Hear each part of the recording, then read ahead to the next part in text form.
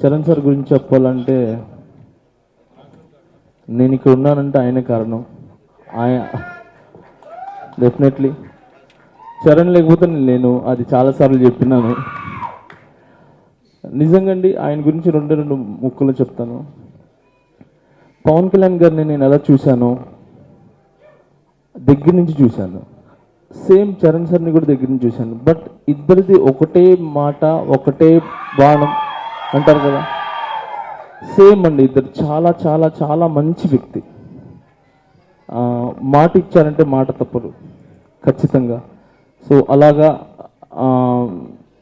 నేను last time బర్త్డేకి ఆయన గురించి పాట పాడాను, ఆయన గిఫ్ట్గా ఇచ్చాను ఆయనకి.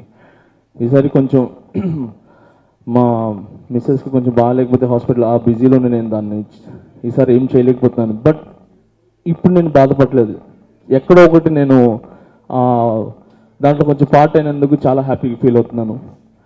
అండ్ ఈ బర్త్డేస్ చరణ్ సార్ చాలా చాలా చాలా చేసుకోవాలని ఆయన ఎప్పుడు ఆయన ఏం అనుకుంటున్నాడు మనసులో, ఆయన ఏం అవ్వాలనుకుంటున్నాడు అది అవ్వాలని మనస్ఫూర్తిగా కోరుకుంటూ.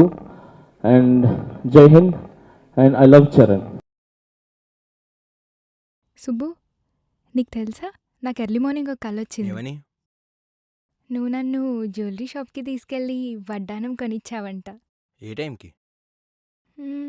గుర్తులేదు సుబ్బు, 5కి అనుకుంటా. అదే మరి 5కి మీ బాబొచ్చి బిల్లు కట్టినట్టు నాకు కాల్ వచ్చింది.